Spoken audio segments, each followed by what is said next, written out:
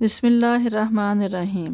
رسول اللہ صلی اللہ علیہ وآلہ وسلم نے فرمایا، اللہ تعالیٰ نے ساری زمین کے ہر حصے سے ایک مٹھی مٹی لے کر اس سے آدم علیہ السلام کو پیدا کیا، چنانچہ ان کی اولاد میں مٹی کی مناسبت سے کوئی لال، کوئی سفید، کالا اور ان کے درمیان مختلف رنگوں کے اور نرم مزاج، گرم مزاج، بدباطن اور پاک طینت لوگ پیدا ہوئے۔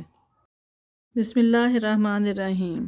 حضرت ابو ہریرہ رضی اللہ تعالیٰ عنہ سے روایت ہے، رسول اللہ صلی اللہ علیہ وآلہ وسلم نے فرمایا، جب تم میں سے کوئی شخص سوتا ہے تو شیطان اس کے سر پر 3 گرہیں لگا دیتا ہے اور ہر گرہ دیتے وقت یہ پڑھتا ہے، لمبی رات ہے، سو جا۔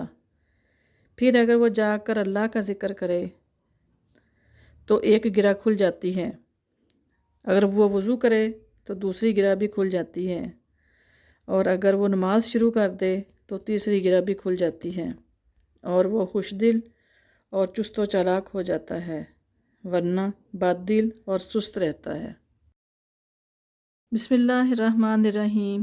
رسول اللہ صلی اللہ علیہ وآلہ وسلم لوگوں میں خطبہ سنانے کے لیے کھڑے ہوئے، پہلے اللہ تعالیٰ کی اس کی شان کے مطابق ثنا بیان کی، پھر دجال کا ذکر فرمایا اور فرمایا کہ میں تمہیں دجال کے فتنے سے ڈراتا ہوں، اور کوئی نبی ایسا نہیں گزرا جس نے اپنی قوم کو اس سے نہ ڈرایا ہو۔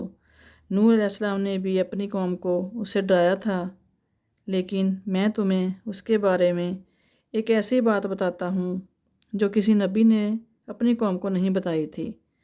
تمہیں معلوم ہونا چاہیے کہ دجال کا آنا ہوگا اور اللہ تعالیٰ اس عیب سے پاک ہے۔